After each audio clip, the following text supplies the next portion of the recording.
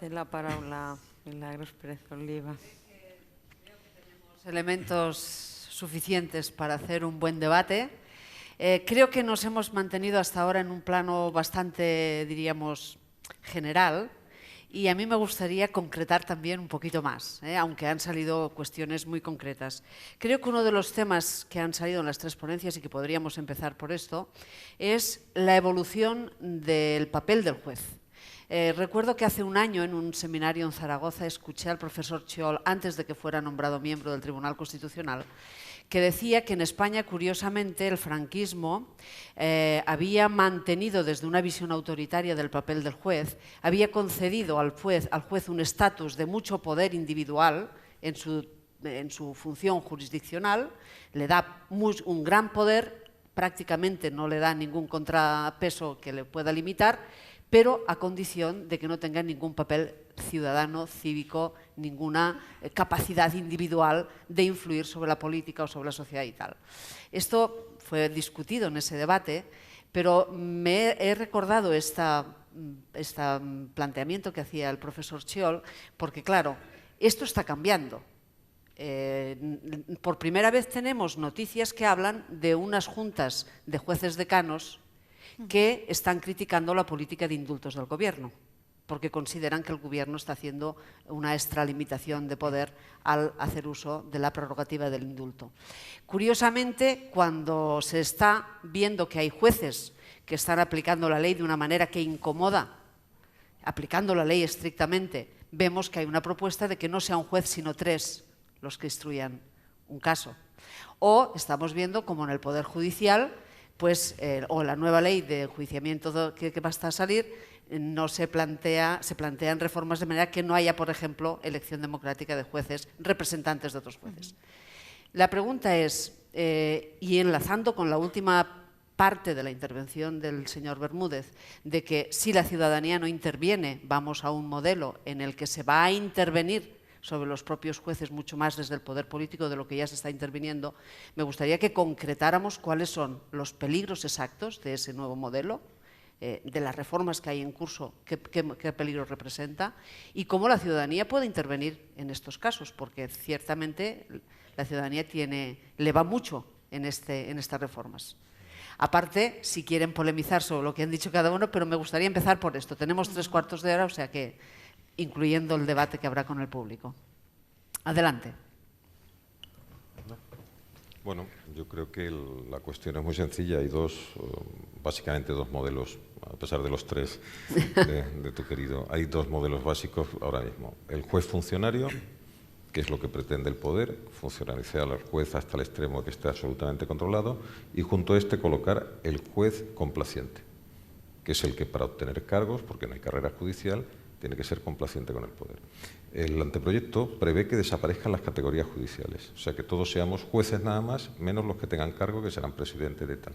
Esto se vende como si fuese algo democrático y es lo contrario. Lo que habría que hacer en la carrera es crear más categorías. En la antigua ley del siglo XIX había 5 categorías: juez de ingreso, de ascenso, magistrado, magistrado de término y de Tribunal Supremo. Y yo llevo años proponiendo algo muy simple que ningún político quiere oír, ninguno, que es, mire, la elección de magistrados del Tribunal Supremo, por ejemplo, para que no esté esa sombra de politización, es muy fácil de evitar. Solo pueden ser magistrados del Tribunal Supremo los que antes hayan llegado a magistrado de término. Es decir, usted elija entre un cuerpo de 500, de lo que sea, porque el magistrado de término tiene que ser por cupo porcentual en relación, pero entre esos, no entre toda la carrera, de forma que usted no puede nombrar a un juez con 15 años estrictos de carrera magistrado del Tribunal Supremo ni de otros órganos que no son del Poder Judicial, sino que tiene que haber llegado por su carrera a ser magistrado de término. Y luego, eso no existe. Lo que quiere actualmente el modelo que se quiere es un juez funcionario junto con un juez complaciente. ¿Están de acuerdo? Sí.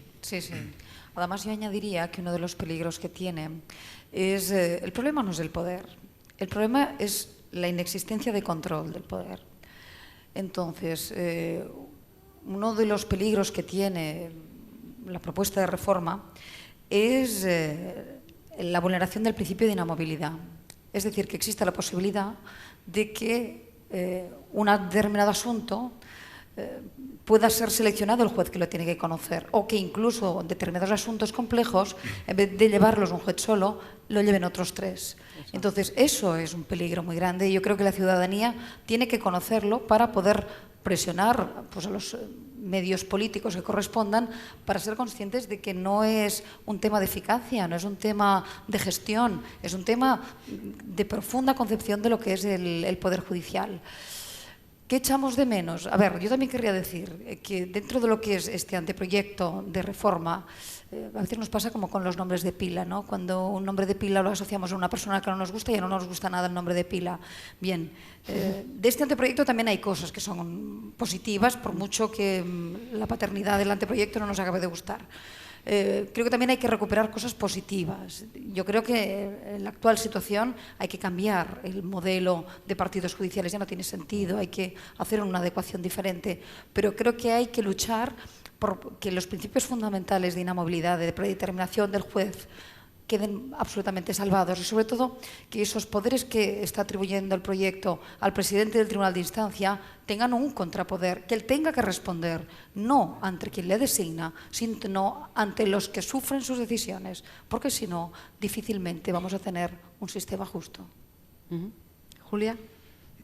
No, bueno, a mí me ha gustado mucho cuando has dicho... dice, es el último reducto que le queda al poder político para intervenir. Yo ahí solo haría, estoy completamente de acuerdo, pero con un matiz, diría que es el penúltimo. El último es la universidad. Exactamente. Y ya se están intentando hacer, con lo cual, pero curiosamente la universidad a veces va en un sentido distinto, porque el hecho de ser funcionario, con todos los problemas que conlleva, y no voy a hacer aquí una defensa a ultranza del funcionariado, pero sí que permite una cierta independencia, porque cuando eres funcionario eres, digamos, de alguna forma mantienes esa plaza que has ganado por oposición, etcétera, etcétera. Bueno, pues esto te da una cierta independencia para opinar, y estamos viendo algún movimiento que después de los jueces vamos nosotros, con lo cual no sé si eso te tranquiliza o te inquieta. No, más bien no. Yo de ti me preocuparía mucho. Sí. Y luego, te quería hacer este comentario en el sentido de que si pudieras matizar más o explicar mejor esto que no lo he entendido yo. Sí, bueno, cuando hablo que es de esta idea funcionario, dices. No, el hecho de que si se ponen categorías, entonces no parecería que tiene más un control superior el Consejo General del Poder Judicial, porque claro, puede jugar con las categorías, es decir, bueno, si usted no se porta bien, no lo sé, No, desde el claro, punto de vista de la independencia interna. Me explico, las 4 categorías se accede por antigüedad, salvo que incurras en infracción disciplinaria. Ah, solo antigüedad. Claro. Y la única categoría que no es por antigüedad es Tribunal Supremo, pero requiere que hayas llegado a la 4ª categoría. Y además es porcentual, la antigüedad variará, no es que tengas que tener 25 años. Si, por ejemplo, magistrados de término solo pueden ser el 10% del escalafón, pues dependerá del número de magistrados y de jueces que haya en el escalafón para ver los años que tardas en llegar a magistrado de término. Y además dependerá también de la antigüedad o no de los integrantes de la carrera. Es un sistema aparentemente complejo, pero que garantiza que no haya designaciones descaradamente, digamos, discriminatorias, porque hay magistrados buenísimos que nunca llegarán al Tribunal Supremo, magníficos, simplemente porque no tienen un amigo. Cuidado, que los que llegan al Tribunal Supremo son buenos, claro que son buenos, pero la pregunta es, ¿por qué usted es bueno? Llega porque además de ser bueno tiene un amigo. Y otro que es muy bueno, casi mejor que usted, no llegará nunca. Claro, es el problema de la falta de motivación de las decisiones discrecionales, que todas las decisiones, aún las discrecionales, deberían estar perfectamente motivadas y decir con claridad por qué Juan y no Pedro, por qué María y no Ana. Y más que eso, cuando hablo del juez funcionario no me refiero a lo que tú dices, que es verdad, el ser funcionario en el sentido de cobrar de los presupuestos generales del Estado y tener una plaza en propiedad te protege. Me refiero a convertirlo en funcionario en cuanto que, por ejemplo, en el anteproyecto también se prevé que la jurisprudencia del Tribunal Supremo sea vinculante. Bueno, entonces, mire, me quita a mí, ponga al secretario judicial, ya coge la jurisprudencia, la copia y dicta sentencia. Es que todo es un caminar hacia el control clarísimo de la capacidad de independencia de los jueces. Claro, más fíjense en lo que acaban de decir. Bueno, la supresión de los decanos ya ni hablamos. Ya. Pero hablando de la vinculación, por una parte, lo que es la vinculación a la jurisprudencia del Supremo, sobre todo desde la perspectiva del letrado, es la seguridad jurídica, el evitar el depende de los ciudadanos. Claro que sí, que la seguridad jurídica es importante, pero tampoco olvidemos que la flexibilización de la norma y el crecimiento depende mucho de la sociedad, y la sociedad hace que los letrados vayan evolucionando en sus peticiones y que los jueces vayan adaptando estas sentencias a las nuevas realidades. Y finalmente esto llega al Supremo, que lo santifica. Pero es en este recorrido. Si no existe esta posibilidad de que la modificación llegue por el cambio de la sociedad, es que el Tribunal Supremo no le va a llegar si no existe esa posibilidad de alcance por esta vía. Por eso es tan difícil. Sí, además, para que los que no sean técnicos en derecho lo entiendan, es que la jurisprudencia en cierto modo es vinculante, porque si tú no sigues la jurisprudencia te revocan la decisión el Tribunal Superior o el mismo Tribunal Supremo. Lo que ocurre es que deja un margen para que el juez discrepe de lo que hasta entonces dice el Supremo, razonadamente, claro, explicando por qué discrepas. El nuevo sistema prácticamente cercena esa posibilidad. Entonces te conviertes en una especie de autómata, funcionario, de peón. Sí, porque la posibilidad que le concede al juez es el de plantear una cuestión prejudicial, que labor absolutamente complicadísima, que además te determina plantearla en todos los supuestos iguales. Imagínense en el ámbito de derecho de familia. Y además, es suspender todos los procedimientos hasta que no resuelva el Tribunal Supremo. Con el perjuicio para el ciudadano que eso supone. Claro, imagínense dejar todas las familias sin poder estar divorciadas. Por eso los jueces no lo van a asumir. Julia quería intervenir. Bueno, yo quería decir que estoy totalmente de acuerdo con Josep María Vilallosana, que no solamente son los jueces, se podría decir los profesores de universidad o los que trabajamos en la universidad. El poder político trata de orientar la investigación, fomenta la investigación de determinados campos. Nosotros también tenemos nuestros estudios estrella. La desgracia, por ejemplo, en la que ha caído Humanidades, una persona que quiera estudiar en Humanidades, pues tiene que salir Marta Nussbaum de la Universidad de Chicago diciendo, oiga, que es que usted tiene que leer, aparte de hacer otras cosas, y que Humanidades es un estudio importantísimo en una universidad, ¿no? O sea, que yo ratificar un poco lo que estaba contando Josep María antes, o comentando antes. Y yo creo que hay algo que es muy importante también para diseñar, en mi opinión, el papel o la función judicial hoy, que es que el ordenamiento ha cambiado. Nosotros no podemos seguir hablando solo de normas legales, tenemos que hablar de instrumentos reguladores. Y yo quiero poner un ejemplo muy, muy breve. O sea, yo quiero recordar que, por ejemplo, toda la construcción de los despidos como despidos nulos radicales, cuando se viola un derecho fundamental de un trabajador, nace en Sevilla, en un juez que dice, bueno, estos señores los han despedido porque intentaban ser representantes sindicales y por tanto yo tengo que inventarme algo, tengo que hacer un law making para proteger a esta gente, porque si no obviamente nunca llegarían a ser representantes. La norma internacional solo protege la norma nacional no protegía nada más que a los representantes, no a los candidatos, y aplica una recomendación de la OIT. Aplica un soft law y crea esta categoría. Por tanto, yo creo que ahí los jueces también tienen un reto en su función judicial, que ahí sí que yo estoy muy de acuerdo con vosotros, que es el tema de destacar los medios. Para trabajar bien hay que estudiar y saber o tener un mapa más amplio, pero ese mapa más amplio implica que se puede crear también. Y ahí hay un espacio para la justicia, que es esto de las conversaciones, la fertilización que hablaba antes el Degà, que yo creo que es muy importante. Hay jueces muy creativos que aplicando las normas, entendida la norma como los instrumentos de regulación, son capaces de crear derechos que ahora están en la Ley Orgánica de Libertad Sindical. Y la Ley Orgánica se ha formulado desde una recomendación de la OIT. Por tanto, está claro que una de las preocupaciones centrales de jueces y magistrados es precisamente el tema de las injerencias, el tema de la carrera profesional o la inexistente carrera profesional, etcétera. Pero desde el punto de vista de la ciudadanía, y yo me incluyo entre esta ciudadanía, es incomprensible, del todo punto incomprensible, que tengan que darse la orden de entrar en prisión de uno de los primeros casos que se han juzgado en este país de corrupción 15 años después de que se abriera la causa, que es el caso Pallerols, o que haya causas que duren 15 años, 20 años. La ciudadanía tiene la percepción de que una causa que dura 15 años, esa justicia ya no es justicia, porque cuando llega, imagínate en términos de derecho urbanístico, por ejemplo, ¿no? Ya está todo el suelo vendido, diríamos, ¿no? Se han apuntado aquí algunas razones, por ejemplo, que solo se utiliza el 40% de los medios disponibles, pero alguna razón más tiene que haber. Otras veces se ha hablado de lo excesivamente garantista que es la legislación que tenemos, que por otra parte queremos que sea garantista. Sí. Me gustaría que entraran más en este tema. ¿Por qué la justicia es tan lenta? Y, por favor, ¿qué se podría hacer para que no fuera tan lenta? Porque en otros países no pasa esto. Yo creo, puede que sea lenta en Europa, pero no tanto como aquí, ¿no? No, estadísticamente no es cierto, sí. Pero da igual, es igual de lenta, es decir, eso no soluciona nada. En el caso Pallerols hay partir de un error bastante frecuente de desinformación, y es que se ha tardado tanto porque ellos mismos han estado utilizando todos los resquicios que se les daba la ley para retrasarlo. El problema es que el procedimiento está obsoleto. Pero dicho esto, yo soy partidario de que haya muchas garantías, no me importa, siempre que sea, cuidado, la dilación indebida es lo que tiene que estar, lo que está proscrito constitucionalmente. Pero si la dilación es debida, que yo hago uso de mis derechos, mire, no pasa nada. ¿Por qué? Pues porque la garantía protege al hombre honrado, no protege al delincuente. Esto es un error muy frecuente. Las garantías procesales protegen al ciudadano honrado y le ponen a cubierto los dos grandes males de cualquier sistema, que es la arbitrariedad y el error judicial. Por lo tanto, las garantías son buenas. ¿Que han tardado 15 años? Claro, y han intentado que los indulten. Es más, van a ingresar en prisión porque se ha empeñado la Audiencia de Barcelona.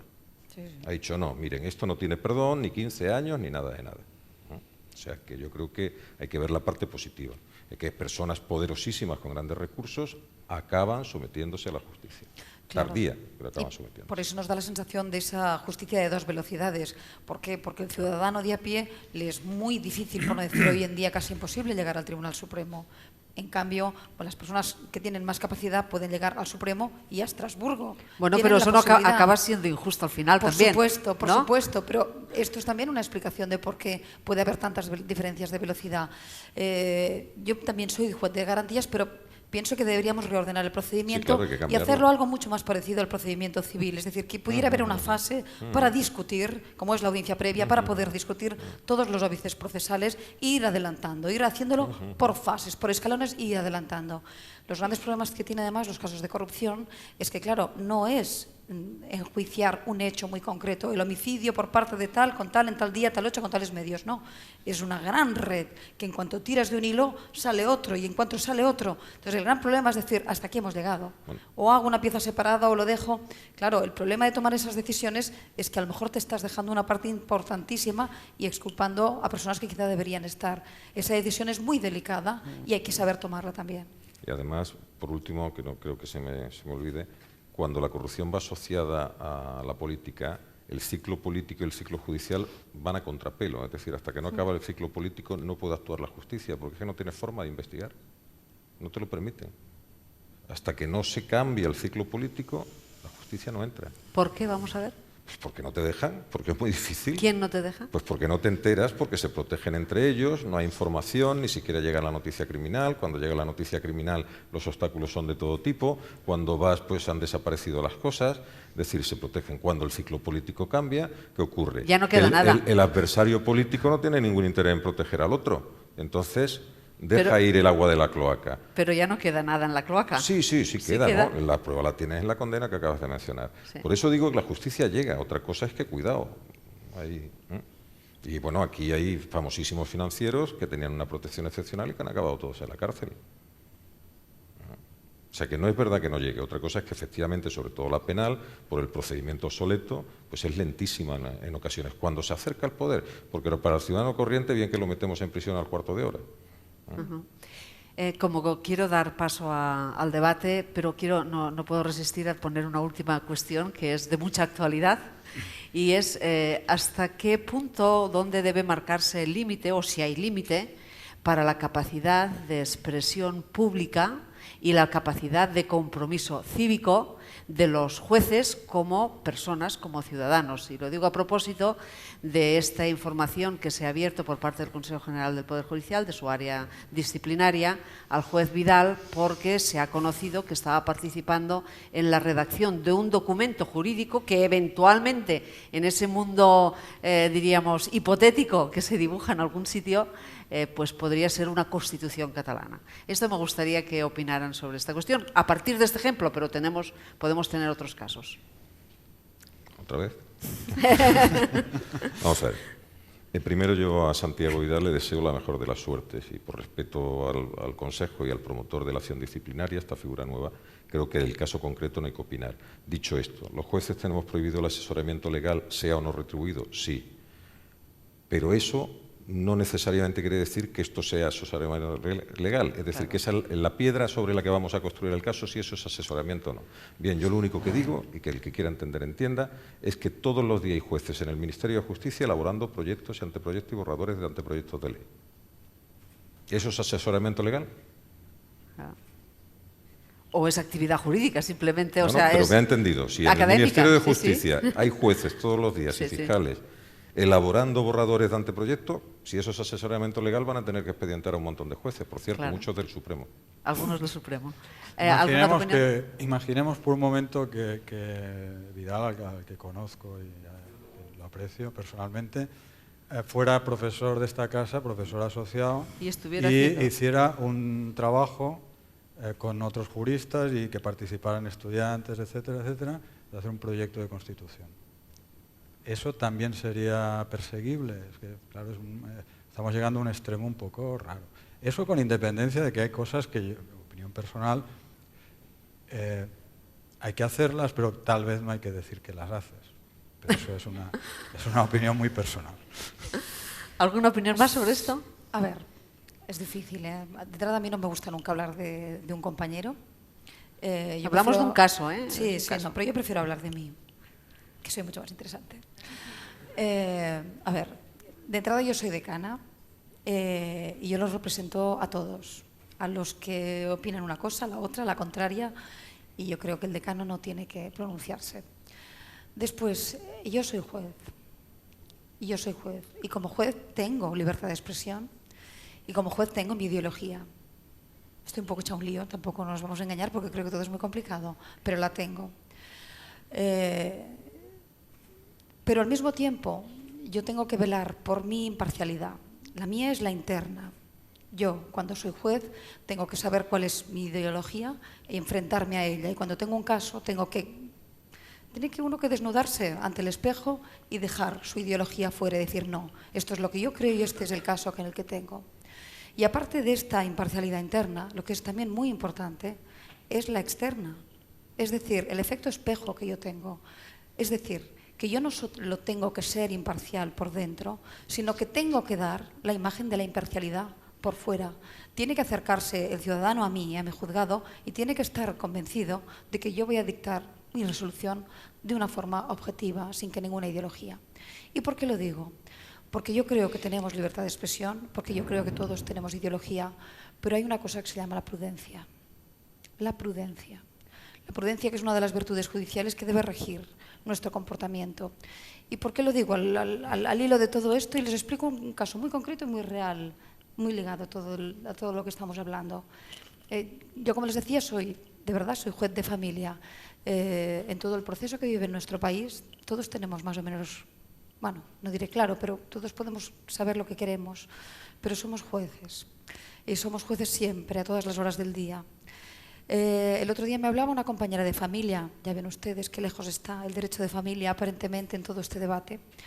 Me decía que se le había planteado una controversia en el ejercicio de la patria potestad, donde a una niñita, no sé de qué tamaño tenía, pero donde en su colegio, justo para la fiesta antes de Semana Santa, iban a cantar una canción sobre el 1714, sobre 1714, ¿no?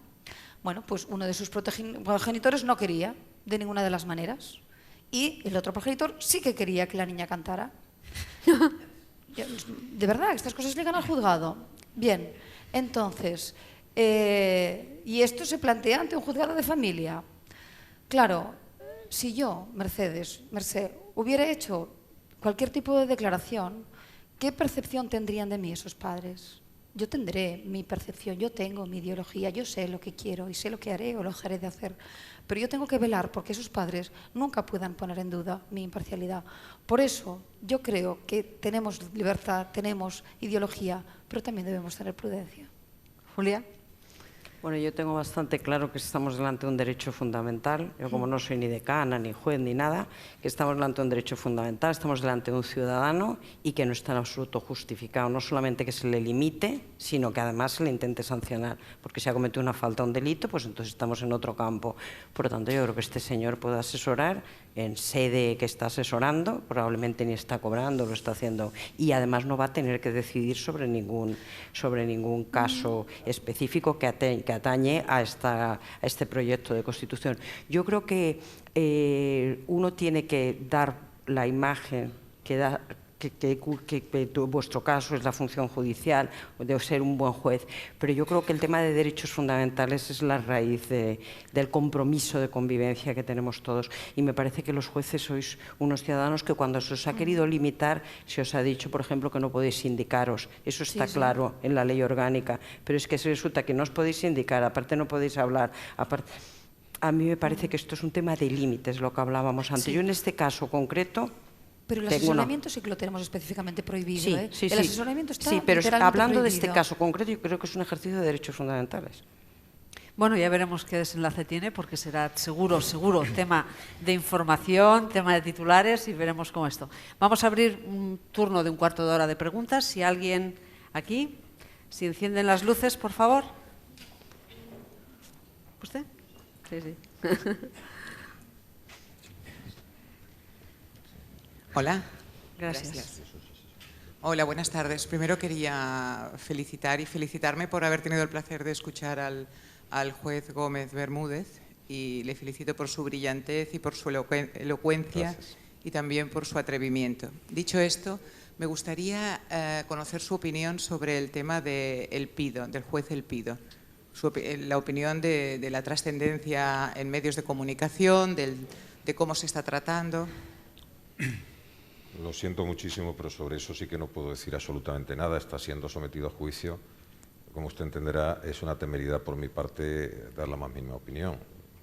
Esta es un justiciable pendiente de resolución, es lo que comentaba antes en la tribuna. Yo creo que la libertad de expresión, en la línea de lo que dice la decana de Barcelona, mi compañera, tiene un límite en los jueces, y es la prudencia, y sobre todo en este caso que tenemos expresamente prohibido opinar sobre asuntos en trámite. Así que lo siento muchísimo, pero ahí no le puedo contestar. Lo lamento yo también. ¿Alguna pregunta más? Aquí, por favor. Aquí. En todo el planteamiento judicial no habéis hablado del jurado. El jurado, en teoría, es una forma de fertilización cruzada, también desde abajo, y es una forma de pretende ser, veamos lo que es la teoría, la ley ferenda, y lo que es la realidad. Pretende ser también una forma de participación democrática. ¿Cómo pensáis que estamos en relación con el jurado y qué se debe hacer para mejorar eso?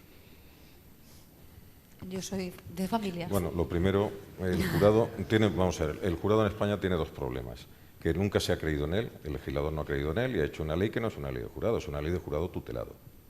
El jurado en España está tutelado y manda el magistrado presidente. Y si el magistrado presidente es habilidoso, lleva al jurado al huerto que le da la gana. Yo he tenido jurados, he presidido jurados y sé cómo funciona. Eso por un lado. Segundo lugar, es verdad que en España no hay tradición juradista. El jurado, ¿qué sentido tiene en una sociedad como la española con su tradición específica? Pues aquellos delitos donde hay lo que llamamos conceptos jurídicos indeterminados de raigambre social. Por ejemplo, el allanamiento de morada es un delito claramente de jurado, puede serlo, para que el jurado aprecie cuando realmente una persona que entró en un domicilio con autorización se niega a abandonarlo cuando le dicen que se vaya, por ejemplo. ¿Qué ocurre? Que es caro. Y que el ciudadano puede participar además en la administración de justicia por otros cauces. Pero yo lo que sí niego, lo que sí reprocho es que o hacemos una ley de jurado como Dios manda o quitamos el jurado, pero no esto, que es una especie de pastiche caro, donde el ciudadano se siente incómodo, donde está tutelado, etcétera, etcétera. Dicho esto, la otra forma de participación del ciudadano está en el mismo 125 de la Constitución, es la acción popular. En materia penal concretamente, es decir, la posibilidad de que cualquier ciudadano sea parte en los delitos públicos y parte acusadora en este caso, parte activa. Pues mire, qué curioso que el jurado está tutelado y la acción popular la quieren limitar por la puerta de atrás, porque la instrucción por el fiscal se carga la acción popular. Sí, está clarísimo. Está clarísimo. Aquí, por favor. Hola, buenas tardes. Yo quería preguntar una cosa, y es por qué los casos que están bajo secreto de sumario al día siguiente aparecen en los periódicos. Pues porque alguien los filtra, claro. Entonces, hubo un caso que yo pensaba que el juez, ahora no recuerdo cuál era, compartía secretaria con Pedro J., porque paralelamente aparecía. Yo digo, deben compartir secretaria, Vamos a porque... Cuando un asunto está bajo secreto de sumario de verdad, no suelen aparecer, porque la información solo la tienen personas, un círculo tan restringido, el secretario, el juez, el fiscal y como mucho el funcionario que lleva el asunto, que sería fácil averiguar de dónde sale la filtración.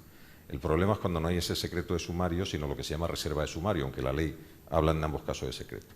En ese caso siempre son filtraciones interesadas, o el abogado de una de las partes, o el Ministerio Fiscal, o incluso a veces el juez, para que lo vamos a negar, etcétera. O sea, siempre hay una filtración interesada. El problema de eso es que a la opinión pública se le traslada una visión sesgada de lo que está ocurriendo en realidad, la visión del que filtra, pero no la visión, por ejemplo, del órgano judicial que es imparcial.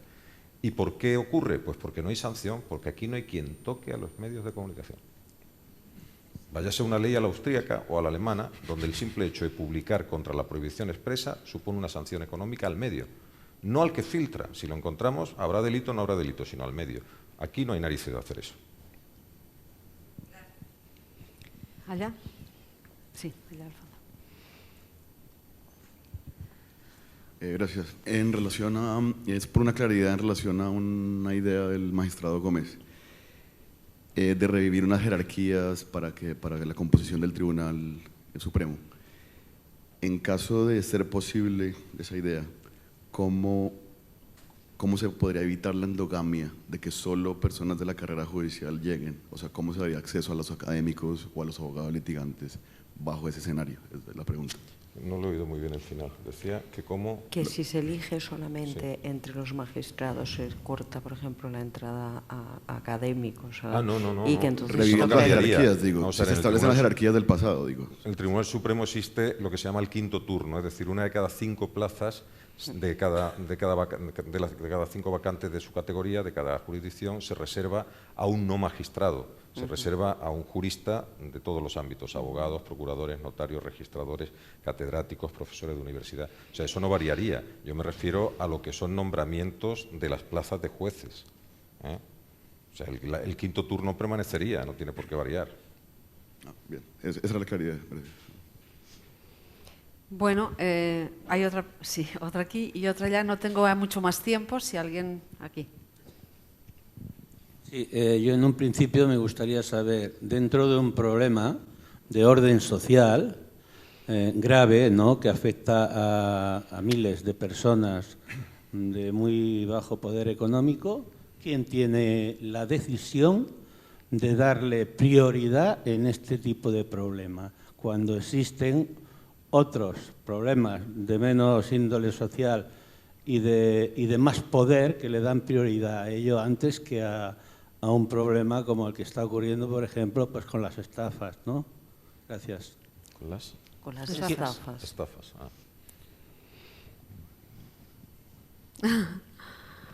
Me he explicado bien, perdón. ¿Prioridad se refiere usted a que se le antepongan otros asuntos? Eso no ocurre. No. Eso no ocurre. Lo que ocurre es que, por ejemplo, instruir o investigar una estafa, que me imagino que se refiere usted a los problemas financieros, a las preferentes, las participativas, etcétera. Simplemente es muy complejo investigar, por eso se tarda más. Pero no ¿Por qué? Perdón. Pero no es que se le dé preferencia a otros asuntos. Sí, hay asuntos que se le dan con menos gravedad para lo que es, en fin... Es que en justicia no existe ese criterio, no es como en el ambulatorio, que llega usted a urgencias y le hacen esperar si lo suyo no es grave para que pase lo más grave. No. Justicia, vamos, en teoría, por el orden de entrada del asunto. Perdone, tendría que existir. Es un problema social grave. Sí, lo que ocurre que estos asuntos son muy complejos. Pero mire, en la Audiencia Nacional ahora mismo tenemos Bankia, que lo lleva Fernando Andreu. Tenemos Banco de Valencia y Bancaja, que lo lleva Santiago Pedraz. La Caja de Ahorro del Mediterráneo la llevo yo. Eloy lleva otro que no me acuerdo. En fin, tenemos un montón de asuntos de este tipo y van avanzando. De hecho, yo voy a mandar a juicio ya 2 piezas de este asunto a los 2 años, que tampoco es mucho tiempo. Pero es muy complicado de investigar. Tenga en cuenta que, por ejemplo, en lo que usted plantea hay que examinar uno por uno a 50.000 afectados, a ver si su situación... Claro, pues mire, perdone, antes que investigar a uno por uno a 50.000 afectados... investiguen primero a los culpables de esos afectados. No, sí, es lo que estamos haciendo. Lo que digo es que hay que mientras tanto, perdón, señor, que mientras tanto esos señores están cogiendo puestos del Consejo de Administración y de otras empresas. Que lo que le digo no es investigar a los 50.000 afectados, sino oírlos. Hay que examinar su caso. Hay poco que oír, señor. No es investigar a los afectados. Disculpe, hay poco que oír. Está claro, perdone, está claro que el tema de las preferentes y el tema de las estafas, las cuotas participativas, afecta a muchísima gente, hay mucha inquietud con esto y hay la percepción de que no se está haciendo justicia, pero llegará, parece. ¿Hay otra pregunta ya en el fondo? A mí me gustaría añadir en relación a la otra versión, a la versión civil de este tema, sobre todo con todas las preferentes, que sí que se están haciendo esfuerzos por canalizar de una manera más ágil lo que son estas reclamaciones. Por ejemplo, la Sala de Gobierno de aquí, del Tribunal Superior de Justicia de Cataluña, favoreció y determinó que pudiera existir en Mataró un juzgado de refuerzo especializado en preferentes, que eso de verdad que han funcionado de una manera muy eficaz para poder dar respuesta a muchísimos perjudicados que estaban en la misma línea. Y por eso que sí que se toman medidas. También, pero no hay problema de hacerlo en paralelo. Vamos allá a la última. Uy, otra más. Bueno. Vamos a hacer las 2 últimas juntas. No, bueno, es que era primero allá, ¿eh? Sí.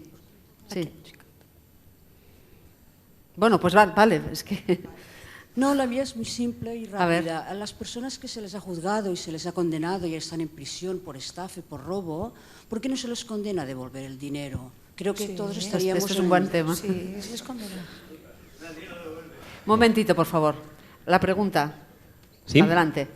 Hola, mira, yo tengo una visión de la democracia que creo que básicamente no es ponernos a todos al mismo nivel, ¿no? Pero sí que es utilizar un poco el principio de vasos comunicantes, el ser capaz de comunicarnos.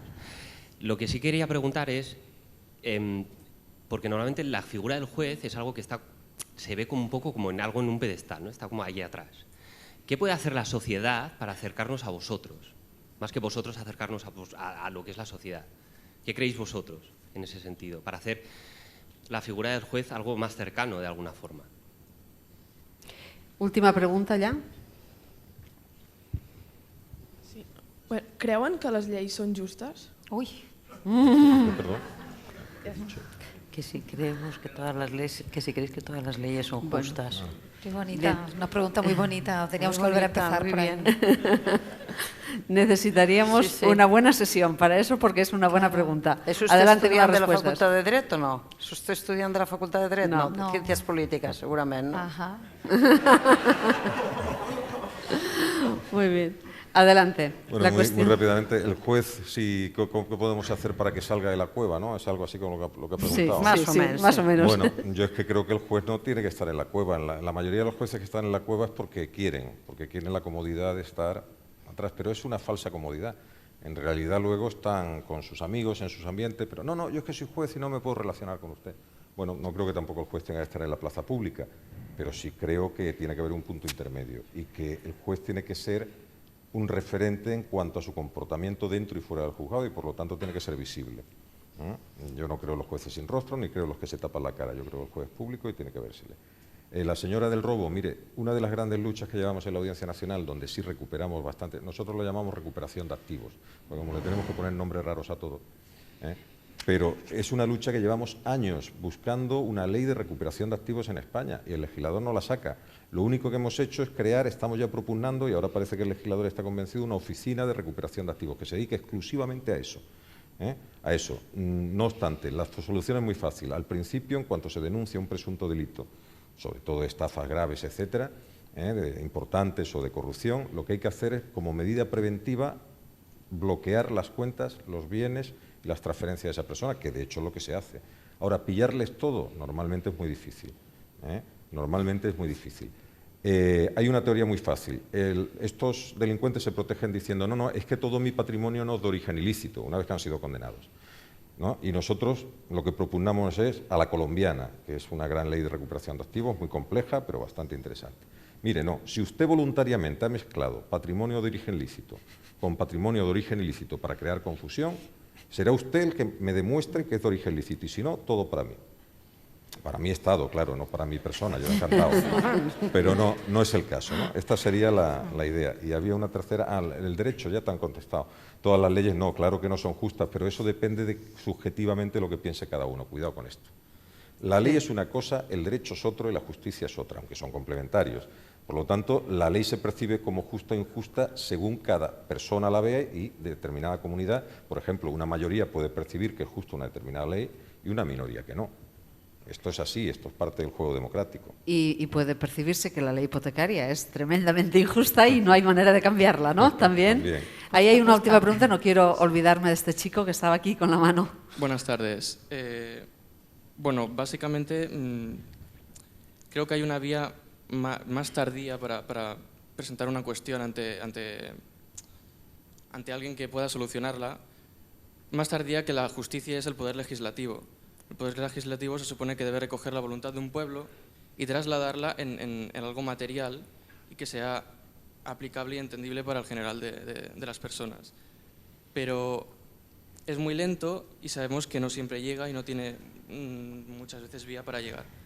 Entonces, volviendo un poco a la esencia del debate que se ha propuesto esta tarde, me gustaría saber con qué legitimidad cuenta un juez en ejercicio para dictar una sentencia o una resolución en favor de algo que recoge la voluntad de un pueblo o la voluntad de una ciudadanía o de una sociedad, pero que puede tardar mucho más tiempo en llegar al poder legislativo, como puede ser, por ejemplo, hacer una resolución a favor de, considerando cláusulas ilegales en una hipoteca sin que antes esté recogido por una ley previa.